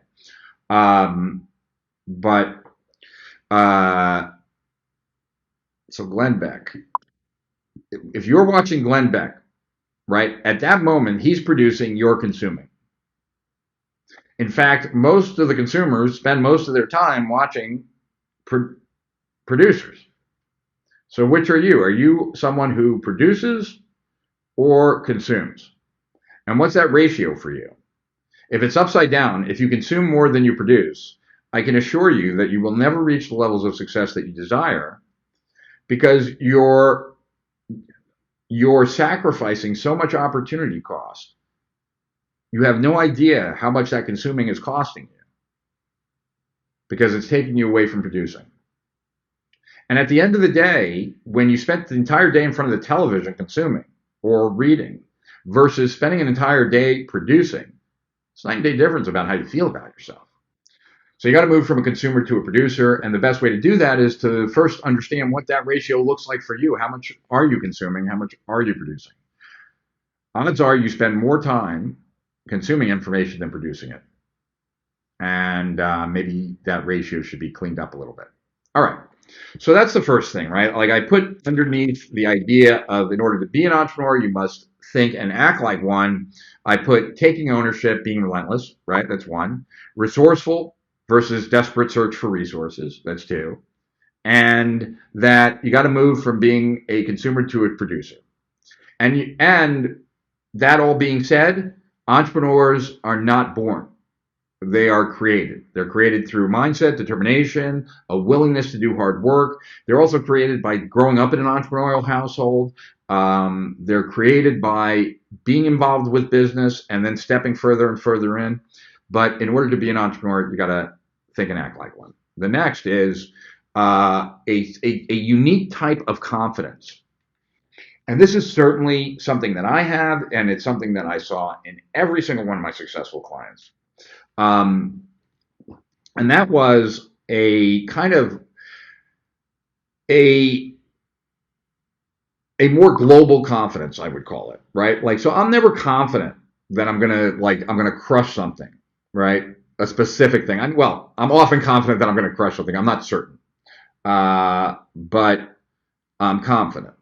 And what I've noticed about myself, as well as the successful clients I've had, is that there's a confidence in oneself that, well, let's say for me, right? I had a confidence in myself that I would be successful, period. Not specifically with anything specific, but that I would achieve success at the end of the day. That like that belief, right? That I am going to be successful. Might not be on this thing, might be on the next one, might be on the one after that, but it is a certainty. It is bound to happen. I just need to find the thing, right? And I'm going to keep working until like I'm at the right place at the right time, whatever. But that knowledge, and I don't know where it comes from. I have always had this kind of immature belief that I could do anything if I worked hard enough for it, which I think is kind of an immature belief, but it is a valuable one. It the like gives you the ability to withstand setbacks, real failures, more so than just doing it wrong fast, and difficulties, challenges, etc. It helps you kind of persevere through all that. And so without that, it becomes much more difficult. I wish that I could tell you a way to become more confident, to engage, to just internalize that confidence. I don't know that it's that simple. I also don't know how difficult it is. This, like I said, this is something I was born with, um, or learned early in childhood, and certainly seemed like most of my clients who were successful also did. Not necessarily grew up in an entrepreneurial household, but had kind of come to the conclusion that they were going to be successful one day, and it was only a matter of time, right? So one thing is that like with that understanding, what that allows us to do is to push our way through obstacles. And when we push our way through obstacles, we recognize that we tend to always overestimate the size of obstacles until we've overcame them, right? That's just the reality of the situation. You should always, this is all under the umbrella of that confidence, right? You should always be proud of creating something out of nothing. Confidence kind of feeds on itself, right? So if you can look for the times when you've done good, not necessarily BSing yourself, but looking for the good decisions, the right actions that you took, even in times when maybe the outcome was bad, but what you took care of kind of proves that you will do what it takes, like can then kind of lead you to a more full sense of self and your ability to achieve. When I wrote the manifesto, my life radically changed. There was life before I wrote the manifesto and life after. I didn't have any idea that the manifesto was going to be as successful as it was. And it really changed my life completely. But having said that, I always knew I was going to be successful. I didn't know it was going to be with the manifesto. It was just going to be a matter of time. Right? And that's what I'm talking about. It's recognizing, right, that you don't have to outsmart everyone, but you got to have some combination of outsmarting and outworking, right? The more you outsmart someone, maybe the less you have to outwork them, but it's a combination of those two. And that failure is not the end, like real failure, not fail fast, but even business failure is not the end of your entrepreneurship. It's just the starting point of your next adventure, right? And when you come across an obstacle and you come across it and you try and you fail, you don't go back to ground zero. You go back to the plateau and that you were just on before the obstacle, and then you try to climb the obstacle again. Okay. So I didn't go much more deeper in that than just having this kind of like global sense of confidence that success would be there at the end, not the end of a specific thing, but at the end. Right now, I'm going to go back to the comments for a second and see what we've got here. So that let's see. All right. All right. Fail fast and fun, no kidding, moving from consumer to merchant. That's interesting. Yeah. Well, if you're not producing stuff and selling stuff, then that would certainly be the way to categorize it. Hey, Rich, do you believe that optimism is the best route as a default, or pessimism as a default, or a mix of both? Look, when you're leading others, you certainly have to have a certain degree of optimism. You have to instill belief in the others that we can take this mountain, right? There has to be a dose of pessimism to expose all the ways that something can go wrong. I'd say being a realist. All the research shows that optimists are more successful, right? Is that, yeah, optimists are more successful than pessimists, but pessimists are more accurate than optimists. Um, because optimism is a fuel. It can be wrongly used, but it can also be rightly used. And so I would say to be as real as possible, but then with a spin of optimism and a reflection on pessimism to make sure that what could go wrong, you know what to notice for so that you can spot it as early on, and what is plan B or C, etc. I'm more likely to drink Beck's than watch Glenn Beck. I hear you, man. Maybe I used the wrong word, wasted. Like you, I'm looking for a way to streamline the process and get to the finished product with less time. Well, Don, so then you have to kind of understand for yourself, what is it that causes that? Like causes you to have to do that. Now, for me, right, I found that I could talk to a few smart friends, record the calls, transcribe them, and I could get close to it, right? I could get close to having the ability to avoid maybe some of that grunt work effort of writing. However, what I found is that like the it's a shortcut for me to do that. Like get on the phone, record a couple conversations with like Jay Abraham and other people that would be interested in the idea and ask me really good questions. However, that is much better than me just winging it for sure, like 10 times better. But what I would say is that what's even better is if I sit down and write, because I'm really forcing myself to think long and hard, or some combination of the two, right? Like have the conversations like with Jay or anyone else, Todd Brown, Mike Filsaime, or anyone, and record it, then go from there and start writing, and then try to record it better. Like not as like I'm creating a webinar, but now I've kind of synthesized myself. So now I'm starting with the new point for the next call. Um, that's faster. That definitely is. And when there's enough given back and forth, it also gets me the same output. So maybe that'll help for you, Don. The question of creator versus consumer is why I kicked the X out 30 years ago. The X name internet, not that is sufficient, made a conscious choice. I'd said I'd rather create the material than watch other people do it. Yeah, because in the end of the day, Sid, you're one or the other. You're either a producer or a consumer. And the grand, like the overwhelming 90 some odd percent of the world are, for the most part, consumers. Right? Um, but there's no money in consuming. The money's in producing, right? And I'm not looking to have any of you leave me, but right now you're consuming, I'm producing, right? It's as simple as that. Um, and I want you here, and I think it's valuable. But I'm just saying, like, if this is your producing time, it's probably not the best choice. Again, from a professional form, I agree with you, Rich. Again, the confidence is not something that happens. It's part of one's tool bag to be a professional, not a luxury that might come. One imposes it as part of being serious about life, I find. Interesting, Sid. Um, Damon, the quality of your output would depend on the quality of your input. 100% agree. So perhaps Pareto's ratio could be modified to state that you should identify your inputs and find the 20% of your inputs that generate any percent of your outputs, and then ditch the rest of your inputs. That way, your outputs will always be more.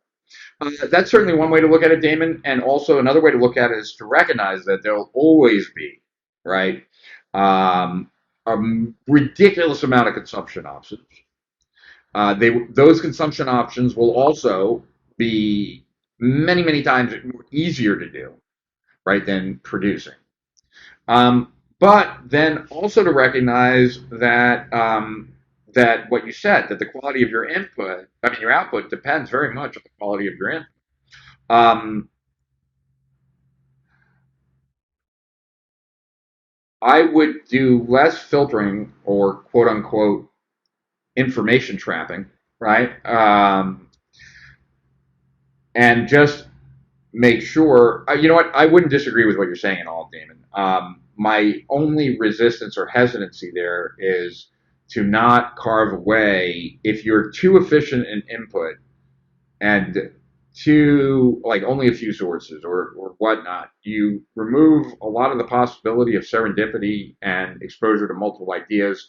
So it is a balance. And the easiest way that I know is just make sure that the producing stuff gets done early and fast, like gets done early each day, because it's not, it's obviously a lot easier to consume than it is to produce. But good point, Damon, and well taken. Core concept. We stopped on this part of the Japan presentation. Are we going to go back to it anytime soon? If not, is there any report that I can read about the core concept? Thank you. Um,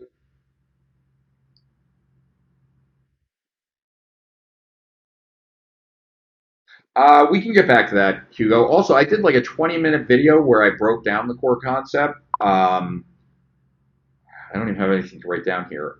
If you remind me on Thursday, or if you remind me the week after next, I'll definitely have it. But if you remind me next week, I should have it too, and I can throw that into the Facebook group. I think people would get a lot of value out of it. Realistic optimism is my most common default. Yeah, I'd say that about you. The TV out, that sucks. You're producing our capacity to produce on our own. That's my hope. I analyze very important decisions first, but I have found that my gut is usually right with very important decisions. Well, that's what expertise is, my friend. Another distinction might be consuming to learn and improving being different than being entertained. For sure, right? Um, for sure. There are certainly there's different levels of consumption. And that's kind of what, what's his name? That's what Damon was going at, right? And there are even different levels of consumption as it relates to passivity, right? Um, so, you can watch a TED Talk. That's certainly a lot better than watching, you know, something about politics per se, because that's just a never-ending story. But but there's a difference between watching a TED Talk, for example, and watching a college lecture, which would be more difficult, or reading an academic paper, which would probably be more difficult, or reading a very like dense book that would be even more difficult, right? So there are not only distinctions from what are you consuming from a standpoint, are you totally consuming passively like being entertained, or are you consuming and learning? But Tim, you have to be careful because a lot of people will default to constantly learning as a way of avoiding producing. So you got to be careful with that, because that's what generally tends to happen. It's easier to learn than it is to output.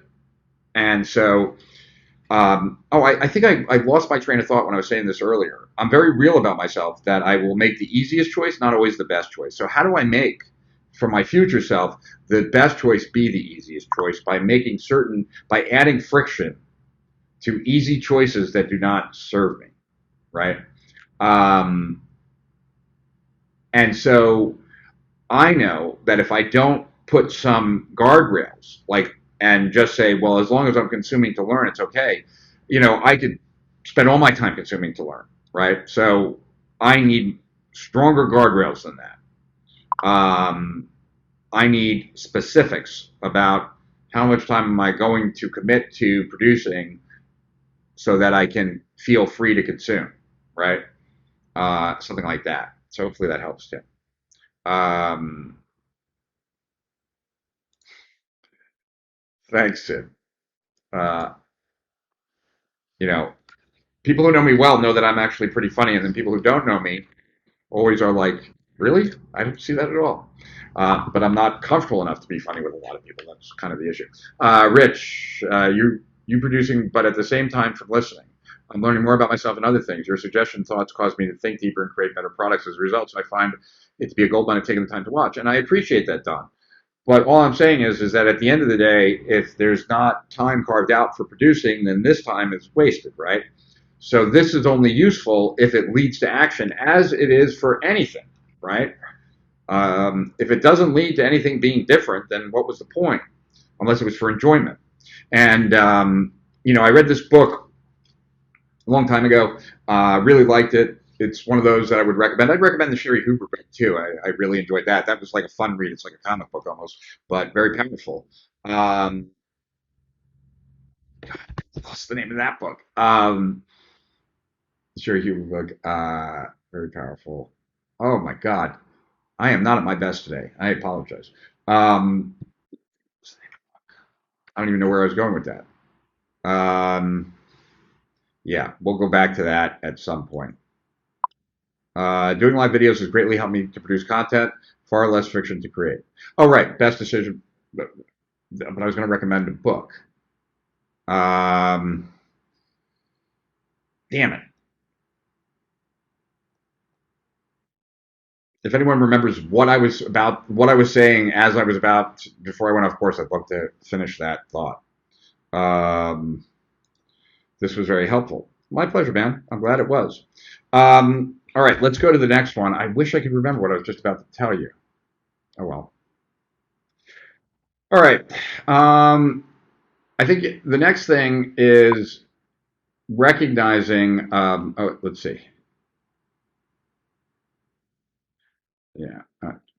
Okay. The next one I wanted to cover was something that might be unique to me. I don't really believe it's unique to me, but I think that for me, I'll tell you what I am. Like, I kind of look at the world of entrepreneurs as two different types. I mean, there could be thousands of types, but in this particular aspect, looking at people as either sprinters or marathon runners. And, I used to be in this mastermind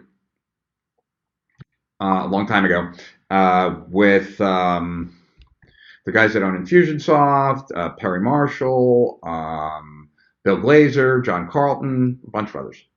And God, my brain is a little fried. And Plate, one of the owners of Infusionsoft, said when he thinks of me, and this is back in 2008, which it would be very true of anyone who knew me around then. It was like he thought of me as, like he said, a beluga whale, because like I disappear, I go really deep into something, nobody hears from me, and then every once in a while I come out of the water, I make a big splash, everybody could see it, and then I go back down into the ocean and not to be seen for a while.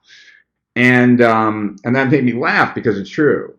Not that I'm a beluga whale, but that's what I do, and I do that because I kind of see myself more as a sprinter, and I think a lot of other business owners kind of see themselves as marathon runners. Now, I just naturally a sprinter. Like when it comes to work, I want to work really hard, and then I want to have a lot of time like to play. Right. The idea of doing a grind is really unappealing to me. I'd rather, if I've got a 24-hour drive, I'd rather drive it all in one drive. Just get there and then totally chill, as opposed to dragging something out. And that's my personality, right? But I've made that work for me too, because I don't force myself to try and be a marathon runner. And I then make sprinting work for me, because like what I found is that, if you're going to do a marketing campaign, you have to rise above the clutter. It's a lot easier for me to rise above the clutter if I'm sprinting and everyone else is running a marathon. I can pull out ahead. Now, I'm not going to be able to maintain that pace, but I can maintain that pace for a month or 2 months and really kind of outwork, out hustle, be everywhere for a short period of time. Of course, you will burn out if you try and do that forever. So like I'll do that for a campaign. I'll release a report. I'll make a big deal. I'll then like coach the people that came in off that report, but then I'm going to chill for a while. I'm not going to jump right to the next thing. I got to recuperate. And so part of recognizing like the sprint versus marathon is recognizing that there's no way of avoiding, in my opinion, periods of hard work, hustle, and putting in the time, right? But that has to be balanced by nurturing yourself with periods of stepping back, taking time off from the business, enjoying life, enjoying your family, enjoying friends, enjoying your like other passions and pursuits, so that you could then do it again, sprint again, right? So sprint versus marathon's always been an important one to me. Don't know how valuable it is to others, but very valuable to me. Um, uh, Jack Bourne, you gave me a powerful distinction for several days at your office. Just in time learning versus just in case has been huge for me. Yeah, that's, and it's about learning by doing. It's about learning in action. It's not learning for like I might need this sometime. And so yeah, that's not. I wasn't planning on going into that today, but yeah, that's also it's become more popular. I think other people have kind of like coined that term as well. Um, and that's not to say not to learn things that you can't use, but just recognize what you're doing. Like when I'm studying philosophy, I'm not thinking that I'm going to be like, that's not a just in time activity. However, work related stuff, what I'm learning has to be has to be for current stuff when it comes to work, because, information's like milk. It's not like wine. It spoils over time. It doesn't get better. It gets outdated. Uh, Also, thank you for recommending the 50th law. That's interesting. Thanks for reminding me, Jack. I did an audio with Robert Greene on the 50th law. Robert Greene, who wrote The Art of War, The Art of Seduction, a bunch of other good books, Mastery, which is a great book. He wrote the 50th law, which was all about what he learned from 50 Cent, because The Art of Power became such a bestseller in the rap community, prisons, and all kinds of places like that. 50 Cent wanted to meet him, and he met him, whatever. And so then he followed him around for a while because he wrote the book called The 50th Law, like how 50 became a successful entrepreneur. And so I interviewed Robert Greene on the big takeaways that provide to any entrepreneur based on everything that he learned from 50. And I never released that. That I will not have with me, but I know I have it in Florida, and I should put that out. So, Jack, thanks for reminding me of the 50th law. Um, Milos, can you come back to a question from a couple live streams ago? If there's time, if we create a high quality lead magnet that moves towards the sale, why, what, without the how, what kind of content could we create for organic social media to drive towards the lead magnet? I have a hard time of not giving the how in social media posts and YouTube videos. Okay, I have a perfect answer for you. Um, it is not it's not mine. It's actually someone else's, but I don't think I'm going to give that person credit. And that might be kind of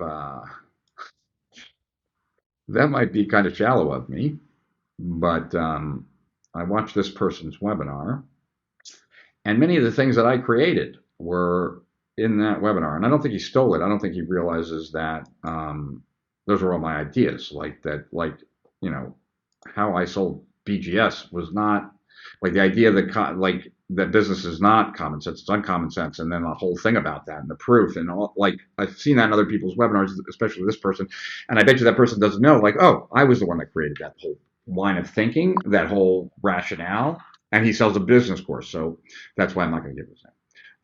But I thought his concept was awesome, so I might not even, if I didn't say what it is already. I'm trying to find it in my notes, so give me a second here. But I think this is very powerful news.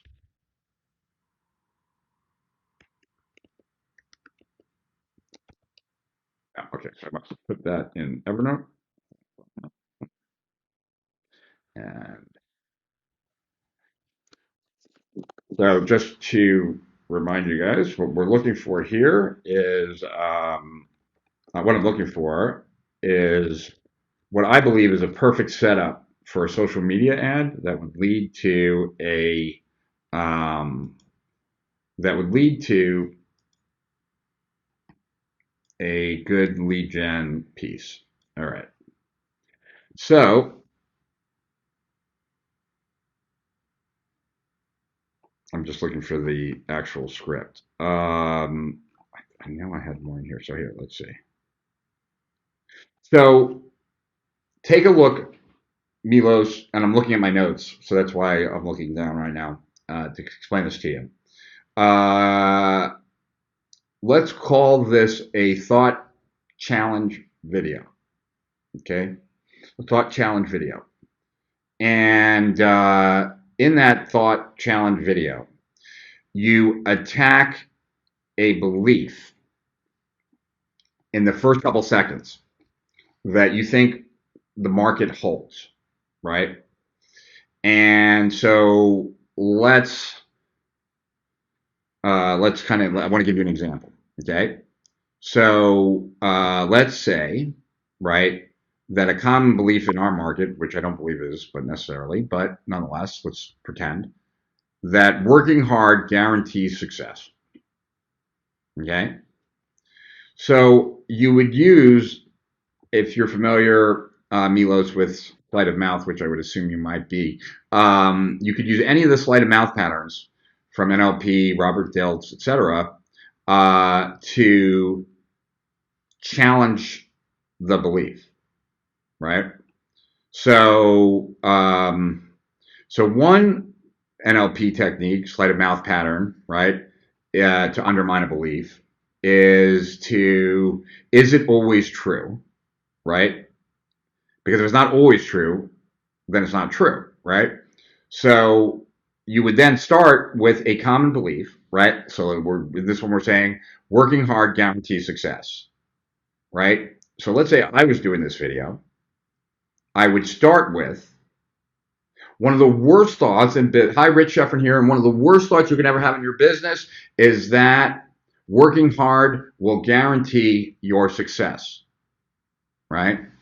But let me ask you a question. Do you know anyone who's worked really hard and that was not successful? Or does everyone who works hard become successful? No. And so that means that if you continue to hold on to that belief, you could really work really, really hard, work your ass off, and at the end of the day, have nothing to show for it. Right? Then, right? So does it always work? Does it apply to everyone? Like, that's one way to challenge. Then, so belief, like one of the worst thoughts, belief, right? Challenge, consequence, right? You'll work much harder than you have to, blah, blah, blah. Counter example, where you turn now to the solution. And then that would lead to your lead gen piece.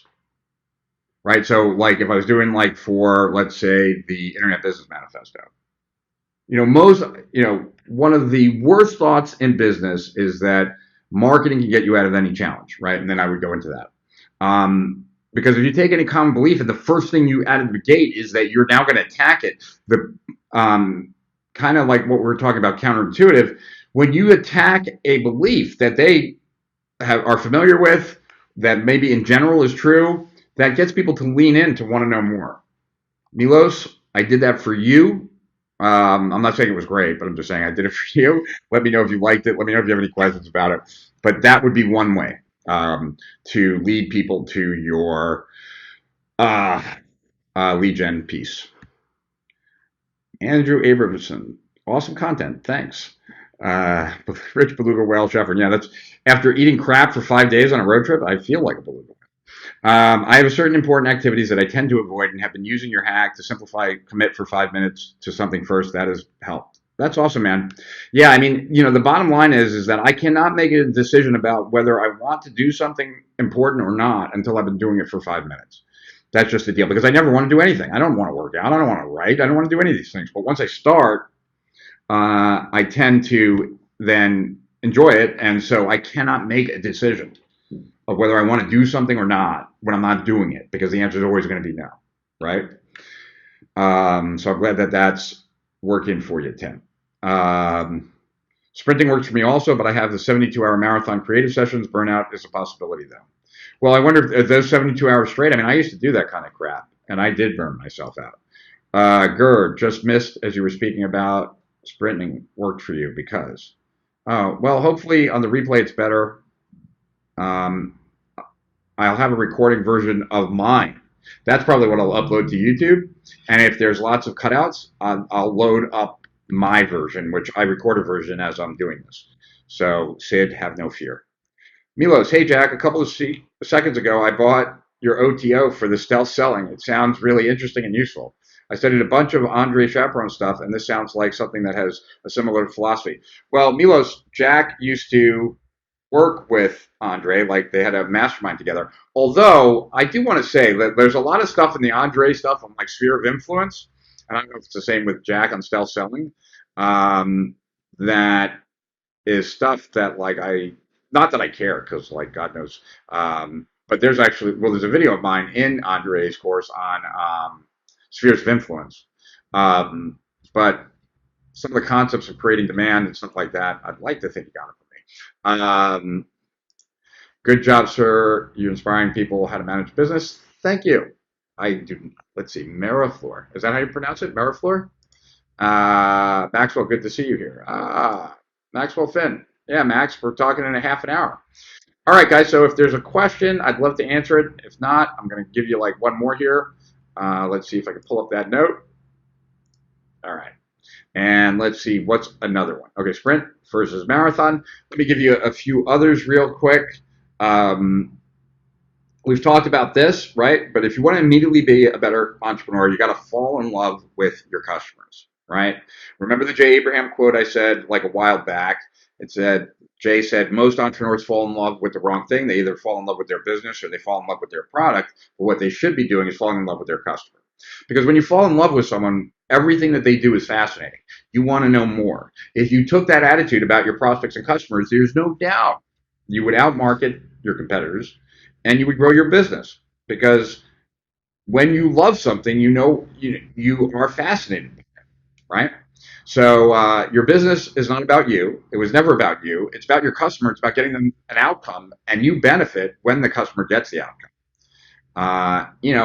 And that thought, right? Like if you can describe your prospect's problem better than they can, you have the sale. And there's a lot of truth to that, but you can apply that level of thinking to lots of things, right? If you understand your competition better than they understand themselves, you will always win in the market. So understanding the market, the prospect, and the client are the keys to success. And I've shared this many times before, but I think it's worth sharing again.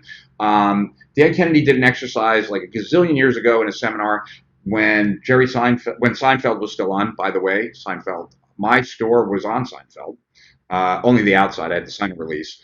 But if you ever saw the executive trench coat, Rudy's Antique Boutique, I own the Antique Boutique. They just put Rudy on top. And it didn't look anything like what the inside of that store was. Anyway, what Dan Kennedy did was he said, pick your favorite like sitcom character and write for 5 minutes about that person. So if Seinfeld was really popular, you might write about Kramer and what Kramer was like, right? Or Elaine or Jerry or George or some other show like Friends. Whatever their names, Ross, Jennifer. Um, then he said, like after 5 minutes, turn the page over. Now write about your prospect. And if you can write more about Kramer or Jerry or George or Lane than you can about your customer, it's pretty clear where your priorities are. And that hurt because it kind of calls out the consumers of the world, doesn't it? So I always found that to be a really good exercise to see how much do you love your market, your customers, and your prospects. Because if you can't write about them as much as you write about a character on TV, it's pretty clear where you're spending your time. We've talked so many times about thinking and reflection. It's such a common thing. I go into it in great depth in that hidden obstacles report that you get for free in the group. So no need to kind of beat that horse. I'm just going to tell you these three. I'll talk about them briefly, but we can always revisit these later. Networking. I don't like networking, like official networking. I hate it, in fact. It seems too agenda driven. But whenever I meet people who are good at something, I'm always thinking about who could I introduce them to that would benefit, that they're good at it, and that both sides would benefit. And I can't tell you how many times, it's literally countless, that like I'll meet someone like James Von Ellswick. He'll become a friend of mine. Then I'll talk to other friends of mine who are having problems with native, right? And I'll introduce them to James, right? Now James gets business from it, so he appreciates me and feels like I did him a favor. The friend who was struggling, who now when James like turns around their native and is kicking ass, like now they thank me. I got two people that are thanking me that feel like they owe me favors, and all I did was make the introduction, right? So I like to create value for other people. When I come across an article that I think is really relevant to someone, it doesn't happen that often, but I will send it to them, introduce them to people, etc. Right? It's the same thing like what I was doing even with Ryan, right? Like I have no financial interest in whether you buy anything from Ryan ever. right? But what I do have is I'm a fan of Ryan. And if Ryan can get more business, I feel like I'm doing you a solid, and I'm doing Ryan a solid.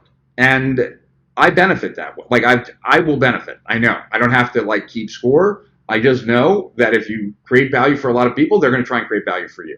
So that's when I'm talking about networking. That's the type of networking. I'm an introvert, so me just going up to strangers is not that easy. But delivering value is easy if it's in the wheelhouses that I play in. We talked about specializing, becoming an expert, becoming the best at something for someone, and how expertise now to really have a competitive advantage really has to be in the form of a T shape, right? You have to have deep understanding of something, and then enough understanding of enough things to create like your own unique perspective and your own ways of providing value. And then I would say the last, which is kind of so trite and cliche, but so true, is you got to default into action, which is kind of like what we've been talking about here, like being willing to do the shitty work to get to the good work and stuff like that. But, here are just a couple of notes that I made to myself. We've all heard these, so I don't think it's going to be like a revelation here. But ideas are worthless until they're acted upon. The value of an idea is only realized once it's executed. At times, we have to do work that we don't like, that we're not great at, but it has to be done. It's the nature of running a business. And that work, big and small, will define ultimately where you get. You got to be willing to roll up your sleeves at times and do stuff you don't want. As much as you can build a business around your strengths and minimize your weaknesses, there will be times where there are things that you need to do that you don't want to do, and you must do them. Except that the starting point in anything is always the worst, right? The starting point of building your business is the worst. The starting point of writing is the worst. Starting anything is always challenging when it comes to the actual effort.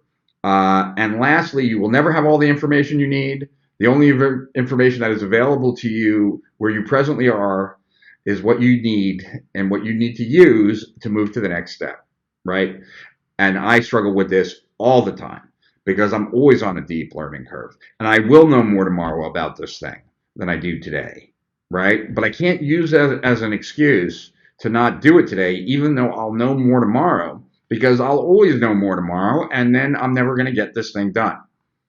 So those were my other notes. Of course, there's many other things to being a good entrepreneur. It's somewhat of a science, it's somewhat of an art, you could say, but I wanted to reduce it to just a few elements. So just to quickly recap what those elements were. I know we went on some tangents. I'm not going to be able to recap the tangents, and I'm not going to give a full recap today, but here's what we covered. We talked about in order to be an entrepreneur, you must act like an entrepreneur, and to act like an entrepreneur, you must think and take action like an entrepreneur, right? So what does that mean? It means taking ownership, being resourceful as opposed to desperately reliant on resources, and moving from being a consumer to a producer, right? Those three. Then we talked about this knowledge of like this confidence in global success, not in specific success, but long-term success, that I will be successful at some point. We talked about sprint versus marathon. We talked about falling in love with customers, and then the last few that we just covered. And obviously, we went into some depth because that took about a minute and a half, and we spent 2 hours. I apologize for the in and outs. It might happen again next week too, and I apologize for that. Until I get back to Delray or Miami, I might have that struggle. But thanks for being here, as always. I really, really appreciate each and every one of you. I appreciate all of you who participated. It makes the loneliness of this hotel room a little less lonely. And in times like this, where normally I always go to the lobby to do work, not a live stream, but like in my normal life, if I was going to do more work now, I'd be going into the lobby because I like to work in the lobbies of hotels, not in rooms all alone. And so you just made the last 2 hours of me being in this hotel room a lot less lonely. So I appreciate that, each and every one of you, for asking questions, for commenting, for giving me feedback, emoticons, and all that kind of stuff. It makes this worthwhile for me. So I appreciate that. I will see you On Tuesday, Hugo, remind me about the core concept video, and I will get it into the Facebook group.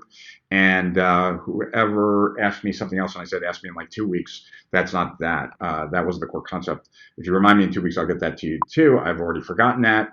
And that's it, guys. So I will upload this to YouTube if you're watching this on YouTube, or if you go to YouTube to watch it, and you're watching this live stream now.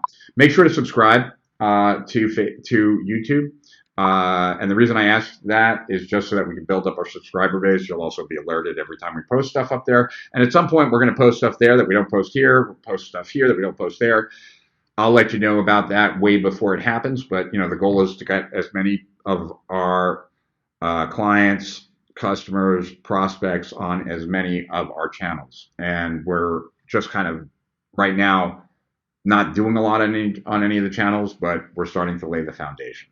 So thank you for being here. I hope each and every one of you have a wonderful weekend this weekend. I had an amazing weekend last weekend. That's why I'm in such a good mood today, and had a great time with my daughter. So until next Tuesday, to Higher Profits and Beyond, this is Rich Sheffrin, over and out.